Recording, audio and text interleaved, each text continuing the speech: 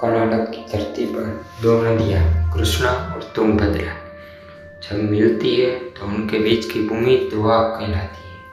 इतनी उपजाऊ भूमि थी, कपास, मिर्च, सोने जैसी समृद्धि बरसती थी। इस दोआब के दिल में बसा था रायचूर किला, लेकिन इस किले पर कब्जा करने के लिए दो साम्राज्य के बीच छिड़ने वाली थी इतिहास की सबसे भीषण जंग। विजयनगर के सम्राट कृष्णदेवराय दक्कन की राजनीति में सबसे शक्तिशाली शासक बन चुके थे, लेकिन रायचूर का किला बहमनी सल्तनत के वारिस आदिल शाह के हाथों में था। जब आदिल शाह ने सहयोग देने से इनकार किया तो कृष्णदेवराय ने एक दृढ़ निश्चय किया, रायचूर विजयनगर का होगा। उन्होंने अपनी विशाल सेना तैयार की।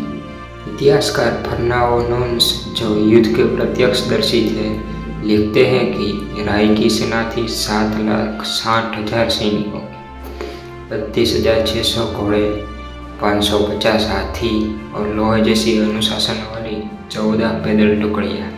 इतनी विशाल शक्ति को देखकर दुश्मनों के भी पैरों तले जमीन खिसक गई।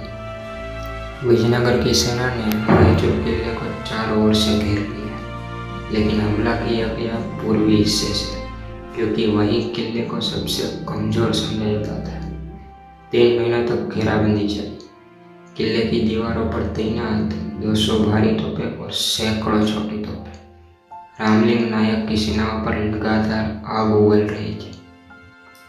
दिन हो या रात, आग और बारूद की गड़गड़ाहट से रायचूर की धरती हिलती रही। सैकड़ों सैनिकों तोपों के सामने बलिदान हुआ, लेकिन कृष्णदेवराय का हौसला अटल था। जब 3 महीने बीत गए तो कृष्णदेवराय ने अपनी सबसे विश्वसनीय रणनीति अपनाई। उन्होंने 50,000 स्काउट्स को आगे बढ़ाया। ये स्काउट्स दुश्मन की हर हरकत पर नजर रखते और खबरें बेस कैंप तक पहुंचाते। धीरे धीरे विजयनगर की सेना ने किले की तोपों को चुप करा दिया।